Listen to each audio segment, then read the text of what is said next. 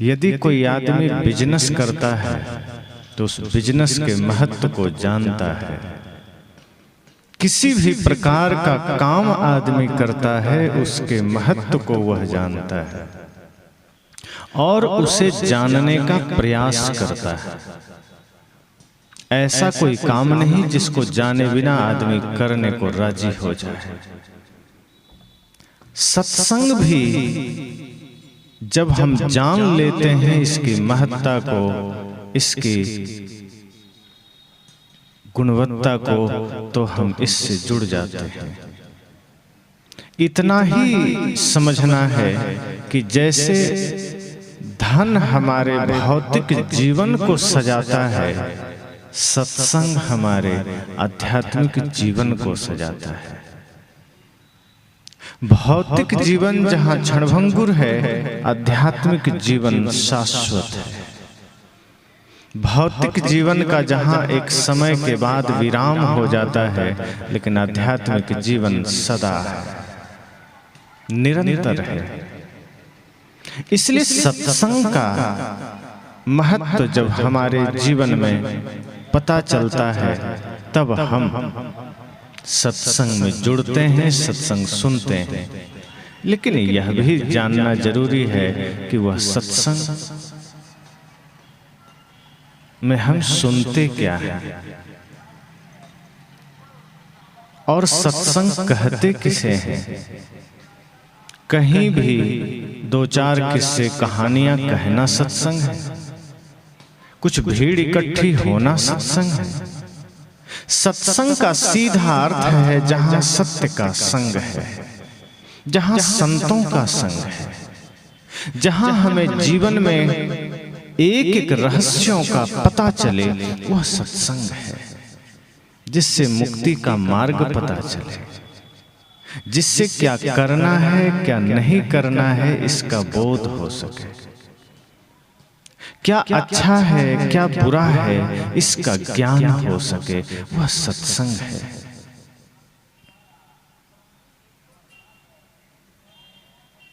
और निश्चय ही यह सत्संग 3 दिनों तक चलेगा।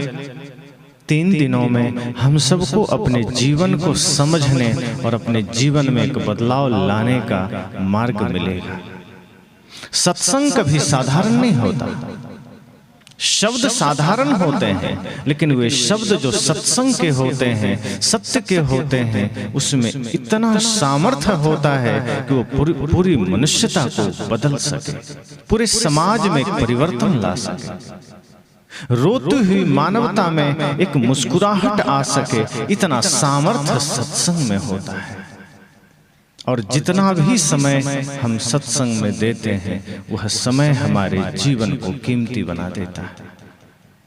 इसलिए जब किसी ने गोस्वामी जी से पूछा कि आपके नजरों में सबसे कीमती और महत्वपूर्ण समय कौन सा है, तो उन्होंने इतना ही कहा, धन्य घड़ी जब सोई सत्संगा।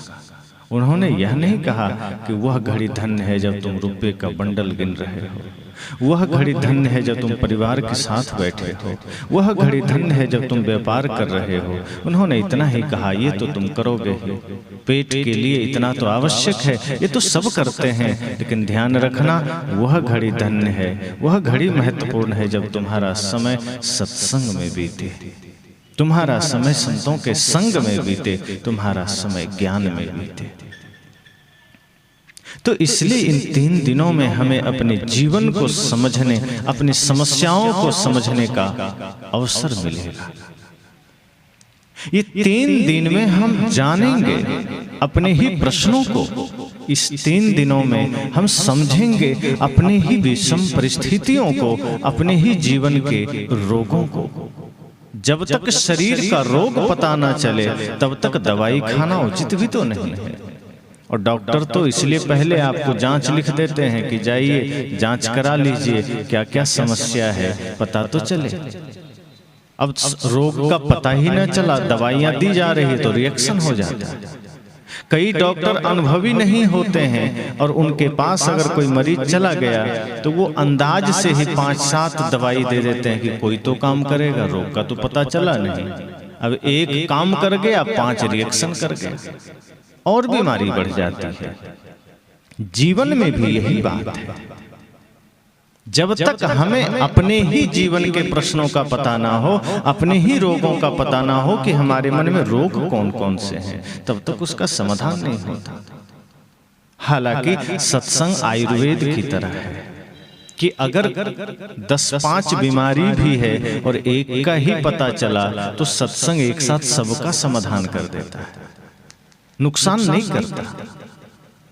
सत्संग आयुर्वेद समझना कि यदि हमें इतना पता चला कि हमारे मन में कोई विकार है, कोई द्वेष है, कोई दोष है, कोई छल कपट है, तो सत्संग उन सबको एक साथ मिटा देता है। किसी भी प्रकार की समस्या हमारे मन में, हमारे जीवन में है, सत्संग उसे मिटा देता है। लेकिन मिटने को राजी हो तब तो। अगर हम अपने दोषों को छोड़ने को राजी हैं तो छूट जाएंगे, अगर हम उसे पकड़ने को राजी हैं तो छूटेंगे नहीं, कितना भी हम सत्संग में बैठे। सदगुरु ने कहा ना, पानी में मीन प्यासी मुझे सुन सुन आवत हासी। अब एक मछली ने कहा कि मुझे बड़ी प्यास लगी है। सदगुरु कबीर ने कहा तो हंसी की बात है, तुम पानी में ही हो, पानी के बिना तुम्हारा जीवन चल नहीं सकता, पानी के बाहर तुम जीवित ही न रह सकोगे, और तुम पानी में हो, इसका प्रमाण यह है कि तुम जिंदा हो, और तुम्हारे जिंदा होने का सबूत है कि तुम जल में हो और फिर तुम प्यासे हो।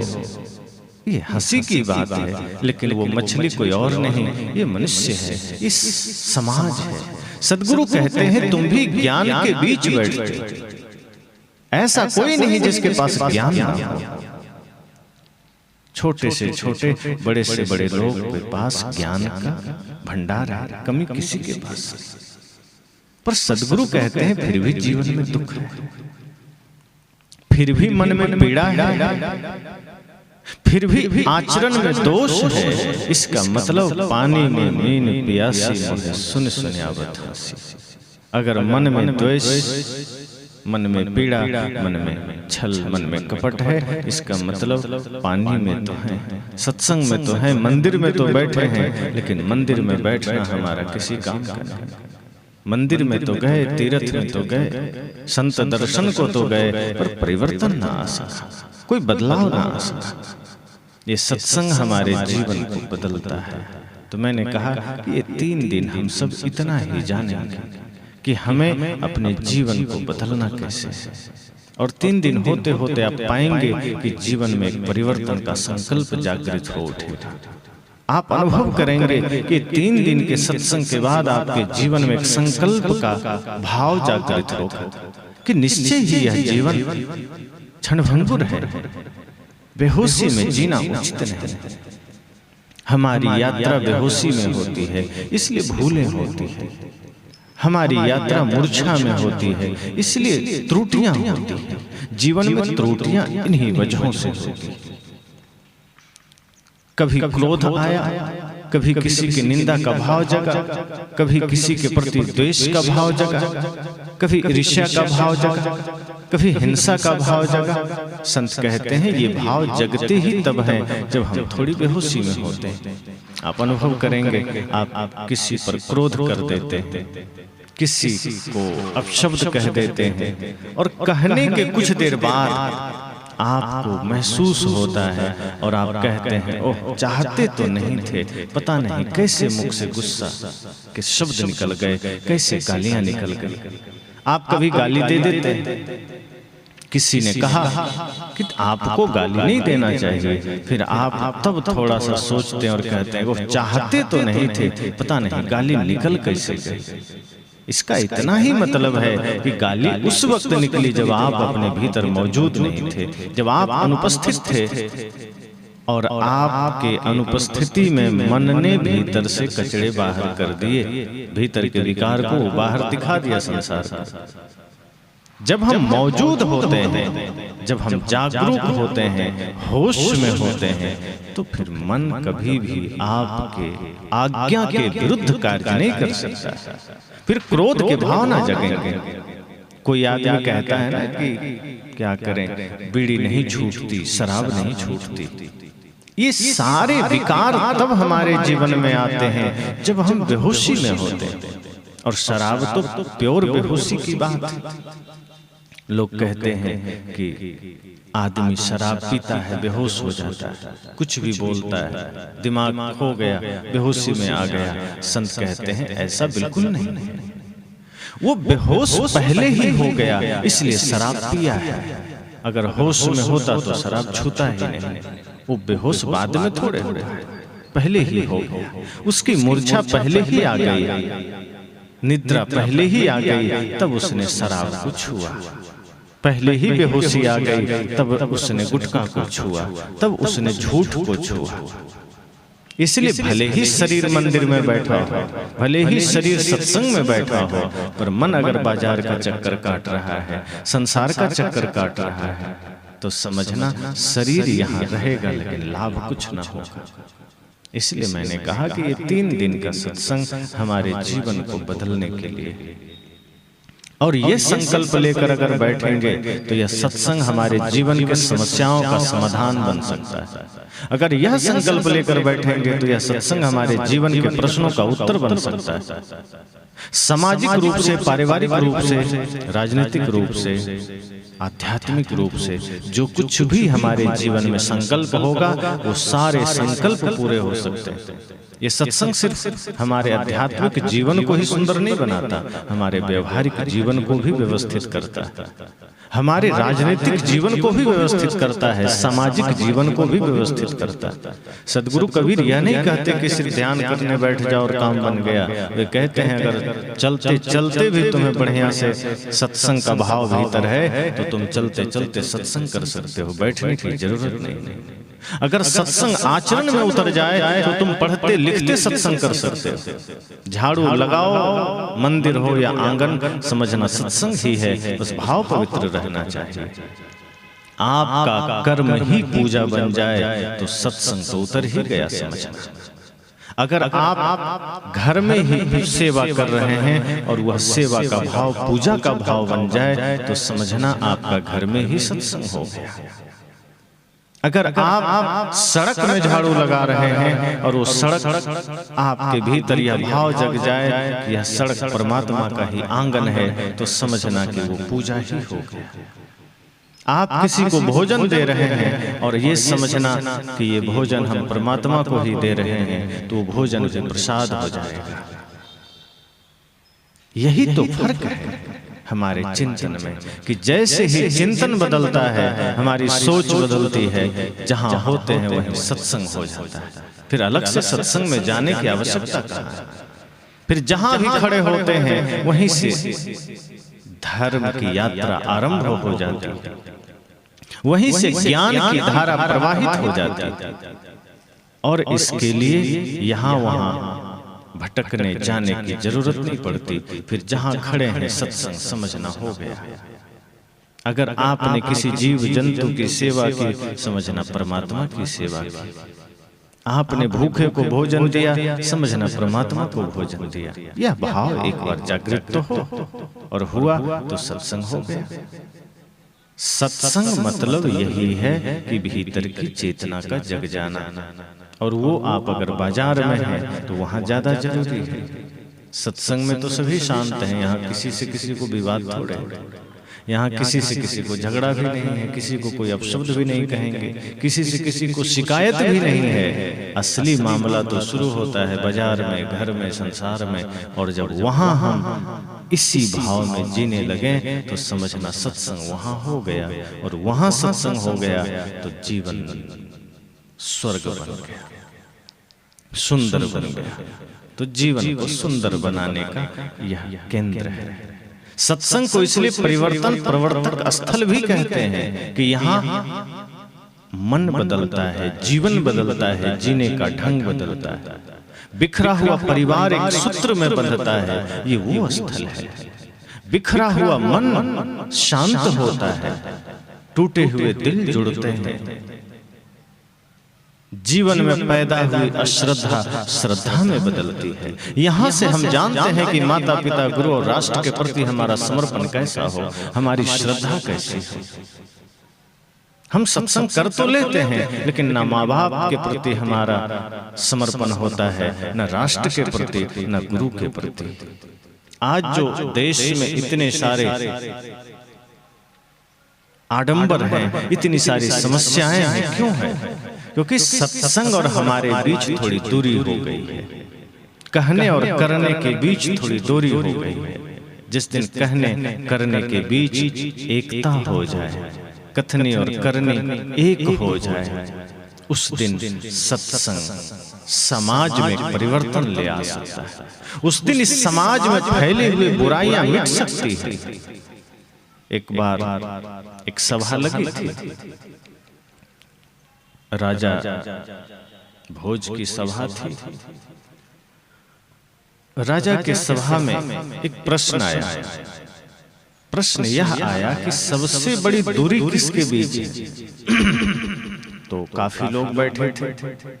एक व्यक्ति खड़ा हुआ, कहा मेरे ख्याल से तो मेरे घर से और खेत की दूरी बहुत बड़ी दूरी, मुझे जाने का मन ही नहीं करता, इसलिए खेती खराब हो जाती है। आलसी आदमी था, उसने उसे ही ज्यादा दूरी समझा। इतना आलसी था कि खेत भी जाने में बोझ लगता था। उसने कहा राजन, मेरे घर से खेत की दूरी बड़ी दूरी है, मैं जा नहीं सकता।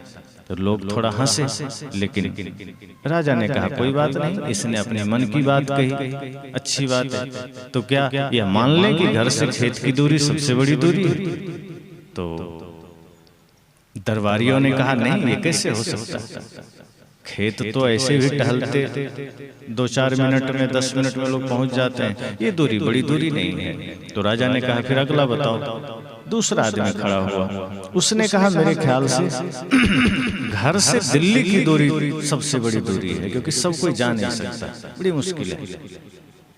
तभी तीसरा आदमी हंसा, कहा ये भी कोई बात, घर से दिल्ली, आजकल तो फ्लाइट की सुविधा है, ट्रेन की सुविधा है, जब बैठो पहुंच जाओ, शाम बैठो सुबह पहुंच जाओ। फ्लाइट में 1.5 से 2 घंटे लगते हैं, ये भी कोई दूरी तो नाप ली गई।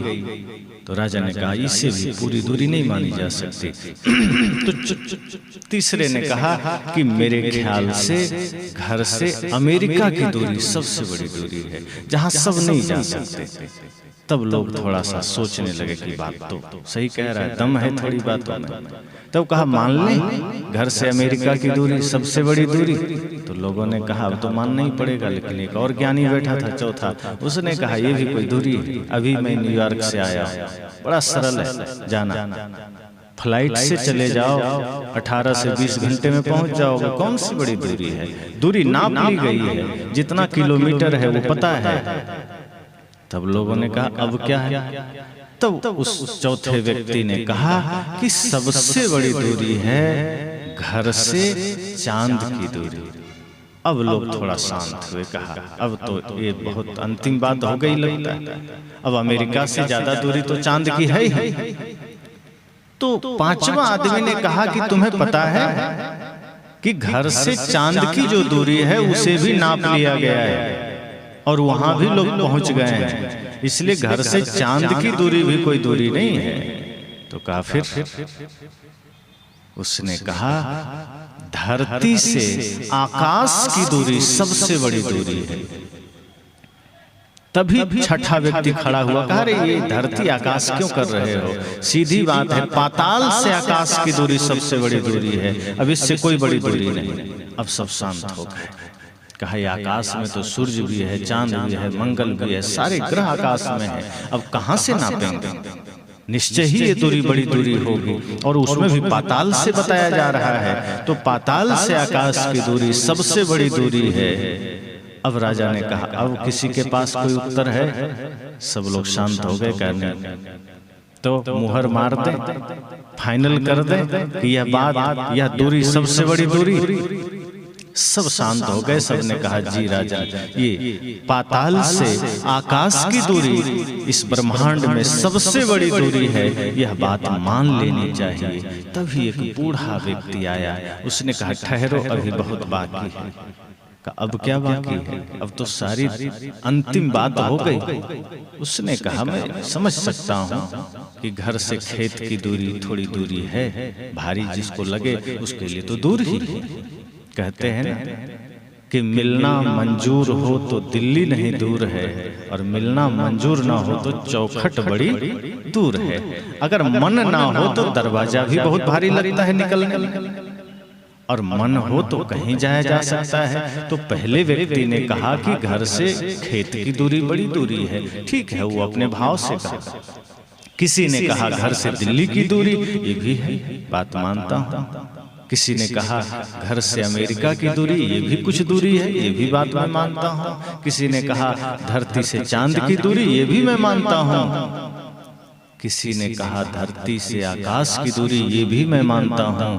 किसी एक ने कहा पाताल से आकाश की दूरी, ये भी मैं सुना हूँ, मानता हूँ। लेकिन ध्यान रखना, आज विज्ञान के पास ऐसी ऐसी मशीनें हैं कि इन सारी दूरियों को नापा जा चुका है। इसका सबका मापदंड सबके पास है कि कहाँ से किसकी कितनी दूरी है। इसलिए सबसे बड़ी दूरी ये भी नहीं है, सबसे बड़ी दूरी वह माना जाएगा जिसको आज तक किसी ने नापा नहीं। और मेरे हिसाब से राजन, इस धरती पर, इस ब्रह्मांड में सबसे बड़ी दूरी है कथनी और करनी के बीच की दूरी, जिसे लोग नाप नहीं पाते हैं।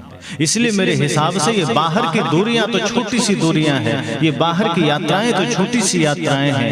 हमारे जीवन की सबसे बड़ी दूरी यही है, कथनी और करनी के बीच की दूरी। जैसा कहे करे गुनी तैसा राग द्वेष निरुवारे, कहे जैसा कहो वैसा करने में हमारे जीवन बीत जाते हैं, उम्र गुजर जाते हैं, हम वैसा कर नहीं पाते हैं। एक एक क्षण हमारा निकलता चला जाता है, जवानी चली जाती है, बुढ़ापा चली जाती है, अंतिम राख हो जाते हैं। लेकिन कथनी और करनी एक होना बहुत मुश्किल है। कोई विरला है जो अपने कथनी और करनी को एक कर लेता है, और वो विरले इस पूरे ब्रह्मांड में 0.000% भी नहीं है, 0.001 इतना है। तो समझ लेना, ये सबसे बड़ी दूरी है। जिसके जीवन में सत्संग उतर जाता है, उसकी कथनी करनी एक होने की संभावना बढ़ जाती है। अब हमारे जीवन में कथनी है, करनी नहीं। हम कहते हैं, सुनते हैं, चलते नहीं। संत कहते हैं कहना थोड़ा, चलना ज्यादा। अगर एक शब्द गुरु संतों का सुनो, उसे जीवन में उतारने की चेष्टा करना। यही इस जीवन का विजय है, यही इस जीवन की जीत है। हम तो संसार में जीतने की चेष्टा करते हैं और अपने भीतर ही हारते चले जाते हैं। असली विजय यह नहीं है कि आप बहुत से धन का मालिक हो गए। आपकी विजय इसमें नहीं है कि आप 10, 20, 50, 100 लोगों पर शासन करने लगे। ये आपकी विजय इसमें नहीं है कि आप बहुत से लोगों का संगठन का हिस्सा बन गए। आपकी विजय इसमें भी नहीं है कि आपका सम्मान होने लगे। तो संत कहते हैं विजय किसमें है? कहा विजय आपका उसमें है कि आप अपना मालिक बन जाए। हम अपना ही मालिक नहीं बन पाते, अपने मन का मालिक नहीं बन पाते, और राष्ट्र पर, समाज में, दुनिया में विजयी होना चाहते हैं, दुनिया पर शासन करना चाहते हैं। दुनिया पर शासन करना तो कभी न कभी संभव हो जाएगा, लेकिन वो शासन फिर कोई काम का नहीं। जिसने अपने मन पर शासन कर लिया, वो उसकी महत्ता कभी घटती नहीं। जब भगवान बुद्ध बाल्य स्वरूप में थे, सिद्धार्थ के रूप में, तो कहा जाता है कि भविष्यवाणी की गई कि ये चक्रवर्ती सम्राट बनेंगे, लेकिन अगर नहीं बन पाए तो ये सन्यासी बनेंगे।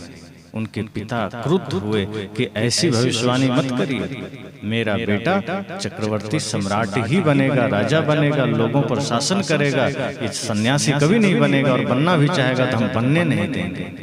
ये उनके पिता ने कहा।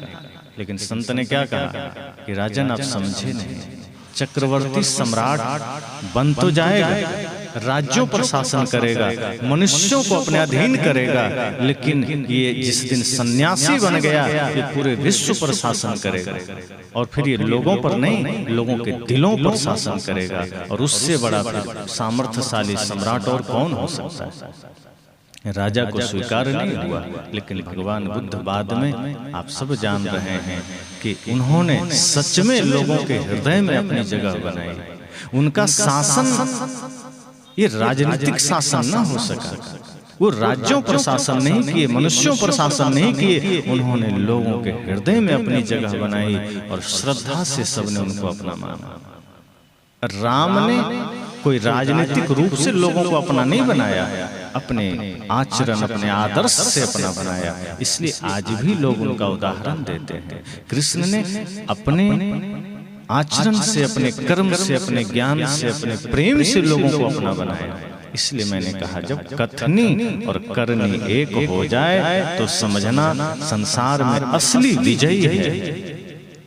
और ये कथनी और करनी एक होगा कैसे? यही सत्संग से। ये सत्संग तो त्रिवेणी है जहां से सारी धाराएं निकलती हैं, ज्ञान की, भक्ति की, वैराग्य की, सेवा की, साधना की, सत्य, अहिंसा, प्रेम, करुणा की। यहाँ जब हम खाली चित्त होकर बैठते हैं तो यहाँ से वो धाराएं हम सबके हृदय तक पहुँचती हैं। और यदि यहाँ हम पहले से ही कुछ भर कर बैठे तो धाराएं हमारे हृदय में नहीं जाती। इसलिए संत कहते हैं कि सत्संग में बैठिए, या भाव से बैठिए कि यह सत्संग हमारे जीवन के प्रश्नों का उत्तर बनेगा, यह सत्संग हमारे जीवन की समस्याओं का समाधान बनेगा, वरना कोई उपाय नहीं है। ये जीवन बीतता चला जाएगा और एक दिन जब लाचार होंगे, शरीर थकेगा, इंद्रियां शिथिल होगी, तब ध्यान आएगा कि असली बात तो बीत गई, अब तो ये संसार और शरीर बोझ ही लग रहा है, जो करना था कर ना पाया, जैसा जीवन जीना था वो जीवन जी ना पाया, व्यर्थ का जीवन चलता चला गया, चलता चला गया, वह काम नहीं कर पाए और जीवन में दाग लगा लिया। प्रकृति ने शरीर कैसा दिया था, जरा सोचिए। जब बच्चे का जन्म होता है तो कैसा रहता है? उसमें चोरी का गुण होता है, छल कपट, कुछ नशा, दुर्व्यसन, शराब, गुटखा, कुछ भी। वो हिंदू है कि मुसलमान है कि सिख है कि ईसाई है, बच्चे का जन्म हो और उसे किसी को दे दीजिए तो जहां जाएगा वो ऐसा ही रंग में ढल जाएगा, वो कुछ भी नहीं है। लेकिन जब बड़ा होता है, धीरे धीरे परिवार का संग मिलता है, समाज का संग मिलता है, एक एक दाग लगते चले जाते हैं। दाग ही तो है, जातिवाद का दाग लग गया, संप्रदायवाद का दाग लग गया, धन का लगा, अमीरी गरीबी का दाग लगा, छल कपट का दाग लगा, हिंसा का लगा, नशा दुर्व्यसन का लगा, नफरत घृणा का दाग लगा। इतने सारे दाग लगाते चले गए और प्रकृति को कैसा देते हैं वापस? बदरंग कर कर। जरा सोचिए, आपने किसी से कोई वस्तु मांगी, कहीं जाना हुआ, आपने किसी से कहा भैया थोड़ा सा गाड़ी दे देना अपना, आपकी गाड़ी का काम है, मेरे पास गाड़ी नहीं है। अब जिससे आपने गाड़ी मांगी वो आपको अच्छा कंडीशन में दिया, बढ़िया, सब कुछ सही, तेल पानी सब चेक करके दिया, टायर भी ठीक है, गाड़ी भी ठीक है, कहीं स्क्रैच नहीं है, और आपने गाड़ी से यात्रा की और दुर्भाग्य से गाड़ी में कोई स्क्रैच लग गया, गाड़ी पंचर हो गई, तो क्या करेंगे आप? ऐसे दे देंगे कि बनवा के देंगे? जिसका है बनवा के देंगे ना, ऐसे वो लेगा नहीं, और लेगा तो पैसा लेगा साथ में कि हमने तो सही सही दिया था, आपने बिगाड़ा है तो इसे सुधार करके दो। वहां तो हम सजग हो जाते हैं कि नहीं, जिसकी गाड़ी है जैसा मिला था वैसा देना है। लेकिन शरीर प्रकृति ने साफ सुथरा दिया था, प्रकृति ने शरीर पवित्र रूप में दिया था, सौम्य रूप में दिया था, निश्चल रूप में दिया था, निष्कपट रूप में दिया था। तभी तो बच्चे को भगवान का रूप कहते हैं।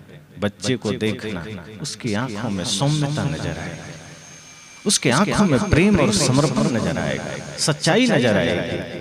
वो कोई घटना देख ले, आप लाख कोशिश करिए कि नहीं ये मत बोलना किसी से, वो ज्यों का त्यों बोलेगा, कोई झूठ उसके मन पर सवार नहीं हो सकता।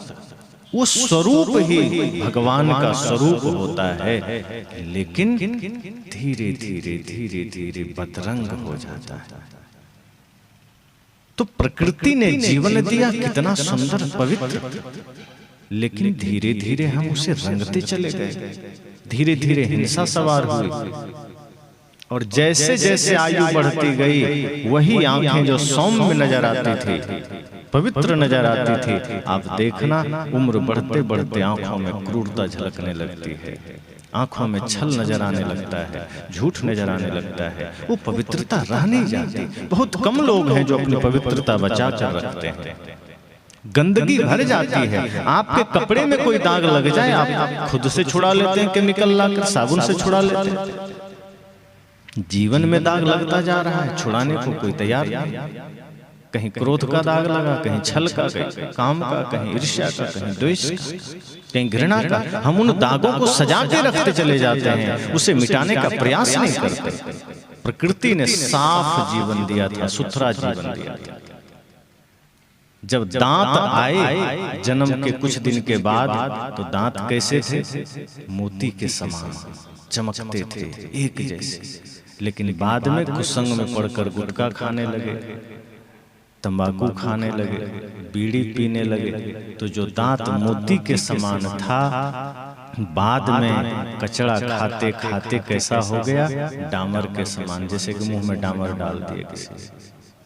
अब मुख है, कितना पवित्र जगह। इसी से हम भगवान का नाम लेते हैं, गुरु का नाम लेते हैं, इसी से प्रसाद ग्रहण करते हैं, और इसी में हमने कचड़ा भी डाल लिया। गुटखा कचड़ा ही तो, और क्या है? बीड़ी क्या है? जहर। सिगरेट जहर है। तो जो मुख पवित्र है, भगवान के मंदिर का दरवाजा है ये मुख, और इसी शरीर रूपी मंदिर के दरवाजे में हमने कचड़ा डाल दिया, तो ये शरीर रूपी मंदिर अपवित्र हो गया। पर कोई बात नहीं, सदगुरु कबीर के पास बहुत मौके हैं। वे कहते हैं चिंता मत करना, कोई दाग लग जाए तो कोई बात नहीं, मनुष्य जीवन है, हो जाता है। और जगह तो कह देते हैं कि नहीं तुमने पाप कर लिया, अब कोई उपाय नहीं, अब तो नरक में ही जाना है। सदगुरु कबीर कहते हैं नहीं, ये मनुष्य जीवन कर्म की भूमिका है, बहुत उपाय है। पाप हो जाए चिंता मत करना, भूल हो जाए चिंता मत करना, हाँ, लेकिन अगर भूलों को सुधारा ना जाए तब नरक जाओ। लेकिन भूल हो जाए कोई बात नहीं। अंगुलीमाल से भी तो बहुत पाप हुआ, लेकिन बुद्ध मिले, जीवन बदला, सन्यासी बन गए। रत्नाकर ने भी तो बड़े जघन्य पाप किए, वैसा तो कोई नहीं करता आज। लेकिन सप्तऋषि मिले या नारद जी मिले, जीवन बदला, वाल्मीकि ऋषि बन गए। सदगुरु यही कहते हैं चिंता मत करना, कोई दाग लग जाए जीवन में कोई बात नहीं। भूल में लग गए, अनजाने में लग गए, कुसंग वश लग गए, ज्ञान ना था, कोई भूलें हो गई, कोई दाग लग गया, चिंता नहीं करना। लेकिन ये ध्यान रखना कि अब दाग छुड़ाने का समय है। प्रकृति को ये जीवन ऐसे मत लौटा दे। अगर ऐसे ही लौटा दिया तब कोई उपाय नहीं है, तब कोई नहीं बचा सकता नरक में जाने से। इसलिए दाग लग जाए तो चिंता नहीं है, कुसंग में पड़ करके कोई बुराई जीवन में आ जाए उसकी भी चिंता नहीं है। संतों ने कहा है मनुष्य गलती का पुतला है, अक्सर हो ही जाती है, जो कर ले ठीक गलती को उसे इंसान कहते हैं। और सदगुरु कबीर ने क्या कहा है? ध्रुव प्रहलाद सुदामा ने ओढ़ी, सुखदेव ने निर्मल कीनी चदरिया, सुखदेव ने निर्मल कीनी, दास कबीर ने ऐसी ओढ़ी, दास कबीर ने ऐसी ओढ़ी, ज्यों की त्यों धर दीनी चदरिया, झीनी रे झीनी के राम नाम रस भीनी चदरिया, झीनी रे झीनी। सदगुरु कहते हैं कि ध्रुव प्रहलाद ने भी शरीर रूपी चादर को ओढ़ा, थोड़े मोड़े दाग लगे नहीं कि उन्होंने उसे धो दिया, पवित्र कर दिया गुरु के संग में जाकर के। ऐसे ही अगर आपके जीवन में कोई दाग लग भी जाए तो चिंता मत करना। क्यों? क्योंकि गुरु धोबी सिसका पड़ा, क्योंकि गुरु धोबी मौजूद है। कपड़े के लिए हम धोबी के पास जाते हैं, कपड़े धुल जाते हैं, पर मन में कोई दाग लग जाए, जीवन में कोई दाग लग जाए तो सच्चे गुरु के पास जाना। गुरु भी आपके जीवन के दागों को छुड़ा देंगे। गुरु भी धोबी ही है, गुरु भी धोबी का ही काम करते हैं। और दूसरी बात, साहब ने कहा, दास कबीर ने खुद को संबोधित किया कि मैंने इस शरीर रूपी चादर को ऐसा ओढ़ा कि कुछ दाग लगने ही न दिया, कोई कचरा आने ही न दिया। मैंने इतनी सावधानी से, इतनी सजगता से इस शरीर रूपी चादर को ओढ़ा कि ज्यों की त्यों धर दीनी चदरिया झीनी रे झीनी। उन्होंने कहा, मैंने ये चादर जैसा प्रकृति ने दिया था वैसा लौटा दिया। ये विजयी है हमारा। अगर हमने दाग लगा के दिया तो ये हार है। और दाग लगाना ही क्यों? भूल बस अगर हो जाए तो धो देना। कुसंग बस अगर शरीर में कोई रोग आ जाता है तो हम उसे ठीक करते हैं कि नहीं नहीं चलो एक दिन मरना ही है तो क्या ठीक करना, ऐसा कोई सोचते हैं? मान लो कोई रोग शरीर में आ जाए तो आप ये नहीं ना सोचते हैं कि बुढ़ा होकर तो मरेंगे ही, चलो ठीक है रहने दो बीमारी, क्या ठीक करना, पैसा खराब होगा।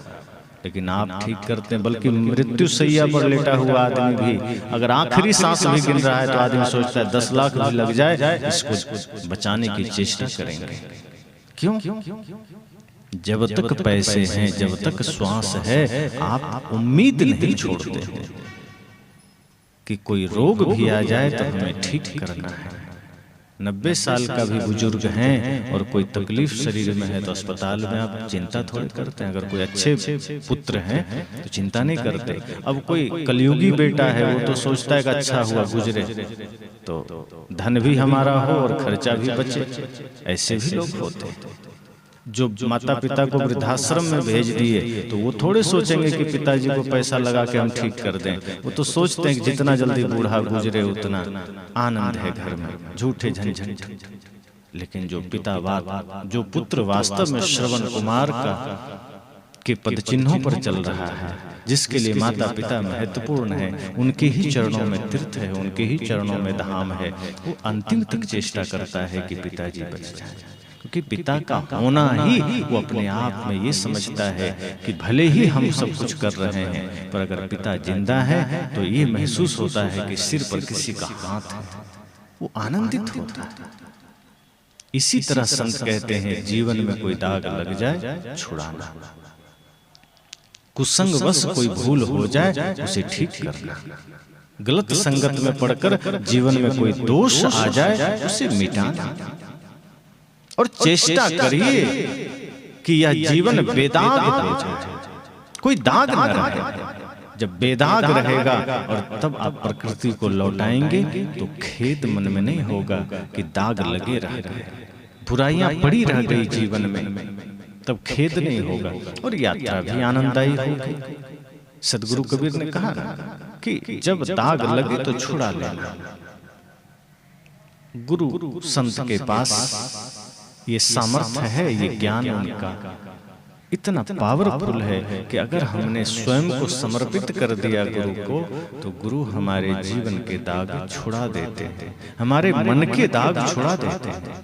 शरीर के दाग, शरीर की बीमारी, कपड़े के दाग ये बाहर छूटेंगे, लेकिन मन के दाग सत्संग में छूटेंगे। इसलिए बाहर हम यह सोचें कि चलो कोई बात नहीं, मन में दाग है तो चल जाएगा, नहीं चलेगा। मन के दाग जरूरी है छूटना। तो ये 3 दिन का सत्संग हम सबको जागृत करेगा। ये समझना पहला सत्र है, यह आरंभ है हमारे जीवन के उद्देश्यों को जानने का। ये आरंभ है हमारी यात्रा का कि हम एक धर्म की यात्रा पर चल सकें, हम कर्म की यात्रा पर चल सकें, जहां कर्म और धर्म एक होगा। अंतिम दिन होते होते आप ये अनुभव करेंगे कि जहां एक और कर्म की धारा है, दूसरी तरफ धर्म की धारा है, दोनों को एक होना है। जब कर्म धर्म, धर्म कर्म बन जाए तब समझना जीवन में विजयी हुआ। कर्म अलग न रहे, धर्म अलग न रहे। जब हम दोनों को अलग करते हैं तभी तो भूलें होती हैं। अब भगवान कृष्ण ने गीता में कहा ना, कर्म करो लेकिन फल की इच्छा ना करो। सब जानते हैं। तो एक चोर ने कहा कि मैं चोरी करता हूं तो कर्म ही तो करता हूं, फिर क्या दिक्कत, हम भी फल की इच्छा नहीं करते, अच्छा ही तो करते, पुण्य ही तो है। तो भगवान भी कहते हैं कर्म करो। संत ने कहा, उन्होंने भगवान ने यह कहा कि कर्म करो फल की इच्छा ना करो, लेकिन ध्यान रखना अगर तुमने पाप कर्म किए हैं तो फल की इच्छा जरूर रखना, क्योंकि फिर अगर तुमने कांटे बोए हैं तो फल हाथ में नहीं आएगा, फूल भी नहीं मिलेगा। कर्म सही करना तब निश्चिंत हो जाना। अगर आपके द्वारा पवित्र कर्म हो रहे हैं, शुभ कर्म हो रहे हैं, तो निश्चिंत रहिए कि अच्छा ही मिलेगा। लेकिन भूल हो गई है जीवन में, कोई पाप कर्म हो गया है, तो सजग रहना कि कब थपेड़ा पड़ेगा कर्म का पता नहीं, कब चोट पड़ेगी यमराज का पता नहीं, तब तो चिंता करनी पड़ेगी। मान लीजिए आप कहीं दान कराए कुछ, जीवन में ही समझिए इस गणित को, आपने किसी को कुछ दान कर दिया। अभी ठंडी का समय है, आप कंबल बांटाए, बच्चों को कलम किताब बांटाए, किसी भूखे को भोजन बांटाए, तो घर आने पर आप चिंता करेंगे क्या? मन में विचलन रहेगा, मन में उद्वेग रहेगा? नहीं रहेगा। आपको शांति मिलेगी कि आज मैंने किसी को कुछ दिया है, आज मैंने किसी भूखे को भोजन दिया, किसी प्यासे को पानी दिया। आप तो बल्कि बखान करेंगे, खुलेआम चौराहे पर बैठेंगे तो आपका सीना गर्व से चौड़ा रहेगा कि नहीं, मैंने किसी का दिल नहीं दुखाया, आज मैंने लोगों के आंसू पोंछे हैं, मैंने दूसरों की पीड़ा को हरा है। आप गौरवान्वित होंगे। लेकिन जरा सोचना कि आप कहीं चोरी करके आ जाइए, आप घर में भी रहिएगा तो आपको अगर एक चूहा भी गुजरेगा तो लगेगा पुलिस तो नहीं, आपको भय सवार होगा, आप निश्चिंत नहीं रहेंगे, आप चिंता में रहेंगे। अपना घर का भी बच्चा कहीं इधर उधर खुर खार किया, आप तुरंत घबरा जाएंगे, कोई गाड़ी तो नहीं गुजरी, कहीं पुलिस तो नहीं। आप एकांत में भी हैं तो भयभीत हैं, चौराहे पर तो अब जा ही नहीं सकते। हो सकता है चोरी करते किसी ने ना देखा, किसी को पता भी ना हो, लेकिन आप निश्चिंत हैं क्या? आप शांत हैं? पीछे से किसी ने आवाज भी दिया तो आपको लगेगा, लगता है ये जान गया है, कहीं पकड़वा न दे, भागते फिरे। कर्म का फर्क पड़ गया ना। आप अच्छा कर्म करते हैं, सीना तान कर चलते हैं, निश्चिंत होकर बैठते हैं। लेकिन भूलें हो जाए, पाप हो जाए, आप निश्चिंत नहीं रहते हैं। किसी ने देखा नहीं, किसी ने रोका नहीं, किसी ने टोका नहीं, लेकिन आपका अंतर्मन आपको बार बार धिक्कारता है, बार बार भय पैदा करता है कि तुमसे भूल हो गई है, कभी भी पकड़े जाओगे, कभी भी गिरफ्त में आ सकते हो, इसलिए हम निश्चिंत नहीं रहते। तो कृष्ण ने कहा कि कर्म करना, फल की इच्छा न करना, लेकिन वहां पर सत्कर्म की बात है। इसलिए अगर कोई ये सोचता है कि मैं कर्म तो कर ही रहा हूँ, हिंसा कर रहा हूँ, चोरी कर रहा हूँ, जुआ खेल रहा हूँ, छल कर रहा हूँ, सब कर्म है, लेकिन ये कर्म दुष्कर्म है, कुकर्म है, अपवित्र कर्म है। वो कर्म हो जाए तो चिंता जरूर करना। फिर वहां भगवान कृष्ण से निवेदन करना कि भगवान आपने कहा तो है, लेकिन वह कर्म अगर हमसे कोई भूल हुई है तो चिंता तो करनी पड़ेगी, अगर हमसे कोई त्रुटि हुई है चिंता तो करनी पड़ेगी, अगर हमने किसी का दिल दुखाया है तो चिंता तो करनी पड़ेगी, अगर हमने कोई पाप किया है, कुदृष्टि किया है, व्यभिचार किया है, हिंसा किया है, तो चिंता तो करनी पड़ेगी, क्योंकि उसका फल बहुत भयंकर होगा।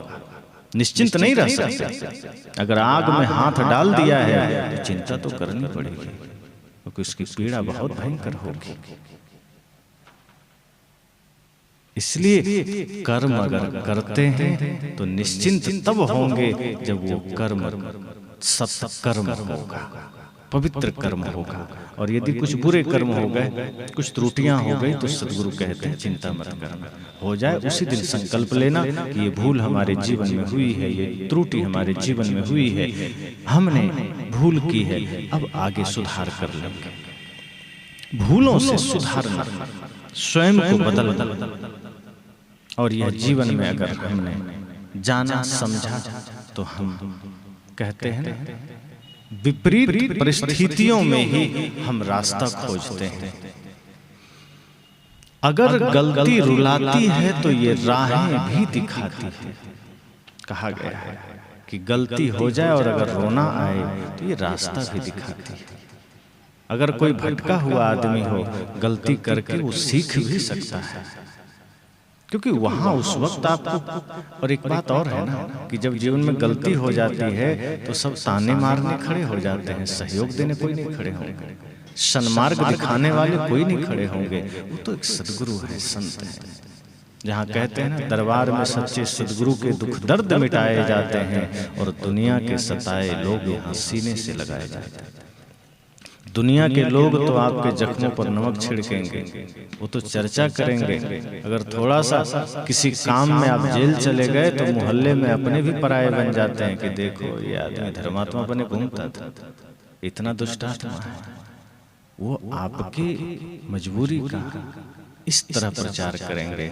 इसलिए सदगुरु कहते हैं सजग रहिए, ये संसार आपका नहीं है। इस संसार सदैव आपके जख्मों को दिखाने के लिए तैयार है, आपकी पीड़ा को दिखाने को तैयार है। आप पीड़ा में हैं, वो मुस्कुराए, आप दुख में हैं, संसार खुशियां मनाए।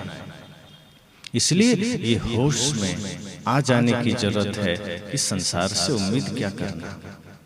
ये संसार तो है ही माया का रूप, ये तो दुख में हमें और नीचे ले जाएगा, और हम सुखी रहेंगे तो संसार दुखी रहेगा। तो 3 दिनों का यह सत्संग आपके जीवन में परिवर्तन लेकर आए, ये मैं संकल्प लेने की बात करूंगा, यह दृढ़ प्रतिज्ञा करने की बात करूंगा। क्योंकि कब क्या हो ये कोई नहीं जानता। सत्संग हमारे जीवन के उद्देश्य को पूरा करता है, भौतिक नहीं, आध्यात्मिक। हम भौतिक उद्देश्य को लेकर आ गए तो सत्संग से कोई उम्मीद नहीं रखना। एक जगह सत्संग चल रहा था, एक माता सत्संग सुनने आई। उन्होंने कहा, गुरुजी मैं आपसे दीक्षा लेना चाहती हूँ और सत्संग भी सुनती हूँ, ये बताना कि आपका सत्संग सुनेंगे तो मेरा घर बन जाएगा। मैंने कहा, मैं ईंट और छड़ सीमेंट थोड़े बेचता हूँ, घर कैसे बन जाएगा? सत्संग सुनने से घर तो नहीं बनेगा। हाँ, आपके घर में शांति जरूर आ जाएगी। आध्यात्मिक रूप से कहूं तो वास्तव में घर बन जाएगा। घर मतलब जहां परिवार रहते हैं वो बन जाएगा, वो बिगड़ेगा नहीं। सत्संग से आपके मन में शांति आ जाएगी। समस्या यह है कि हम बाहरी धन को तो इतना महत्व दे देते हैं कि लगता है वही सब कुछ है, लेकिन जो शांति का धन है हम इसे छोटा कर लेते हैं। इसलिए इसके महत्व को हम नहीं जानते। ये महत्व जानना हो तो माता सबरी से पूछना। परम शांति और भक्ति का धन को जानना हो तो मीराबाई से पूछना, विदुर जी से पूछना कि परम शांति का धन की क्या कीमत हो सकती है। पूरे दुनिया के खजाने एक और शांति का धन एक और, फिर भी तुलना नहीं। क्योंकि पूरी धरती को भी लुटा दो तो भी शांति नहीं मिलेगी। शांति मन की निर्मलता से मिलती है, और मन की निर्मलता का सूत्र सत्संग से मिलता है। कोई आदमी खूब पैसे कमा ले और भूख न लगे तो पूछना उसका दुख कितना भयंकर है। वो रुपया चबाएगा कि खूब पैसे कमा लिया तो पैसे में ही मक्खन लगा के खाएगा? संभव है नहीं। डनलप का गद्दा हो, एयर कंडीशन रूम हो, एयर कंडीशन गाड़ी हो, और नींद अगर ना आए तो उसे वो मुलायम गद्दे भी काटते हैं, वो एसी भी काटता है। लेकिन अगर आपके जीवन में संतोष है, मन निर्मल है, तो कंकड़ पर भी सो जाओ, खर्राटे की नींद आएगी, चिंता नहीं। इसलिए मैंने कहा ये सत्संग आपको वो परम शांति का धन प्रदान करता है जो धरती पर कहीं नहीं मिलेगा। लेकिन इस शांति के धन का पता तो हो कि ये हमारे जीवन में कितना महत्वपूर्ण है। बाहर का धन तो साधारण धन है, शरीर की व्यवस्था के लिए। यह बात अगर हम जान लिए कि बाहर का धन का उपयोग इतना ही है कि शरीर को हम जब तक श्वास है व्यवस्थित रख सकें। आप यहाँ ही देखिए, धन की आवश्यकता है, धन है तो ये पंडाल लग गया, धन है तो ये माइक लग गया, लाइटें लग गई, गद्दे आ गए। ये ना होता तो शायद ना लगता, लेकिन ये लगा किस लिए है? ताकि यहाँ सत्संग हो सके। ये बाहर के सारा विस्तार हम किस लिए किए हैं? ताकि ज्ञान की दो चार बातें सुन सके। इसका मतलब कुछ भी करके अगर हम ज्ञान सुनने को राजी हैं, मतलब ज्ञान उससे ऊपर है और सदैव ऊपर रहेगा। मतलब दोनों का अपना अपना काम है। शरीर है, भोजन देना ही पड़ेगा, कपड़े देने ही पड़ेंगे, घर चाहिए ही चाहिए। सदगुरु यह नहीं कहते कि धन है तो लुटा दो, शरीर में रोग लग जाए तो ठीक ना करो, कपड़े फाड़ के फेंक दो। सदगुरु कहते हैं शरीर आपका साधन है, इसका भी ध्यान रखना, इसका भी ख्याल रखना, इसको भी व्यवस्थित रखना, क्योंकि यही आपको मुक्ति तक ले जाएगा। लेकिन इसी पर अटक मत जाना, साधन में अटक मत जाना। ये साधन है, लक्ष्य पर ध्यान रखना। धन मार्ग है, यात्रा है, मंजिल धर्म है। तो धर्म तक जाना है, परम शांति तक जाना है, तो ये सहायक है। इसलिए पहला दिन, पहला सत्र है। सभी को हृदय से शुभकामनाएं हैं कि आगे ऐसे ही तन थिर मन थिर, सुरति निरति थिर हो, इस भाव के साथ इस सत्संग में उपस्थित रहेंगे।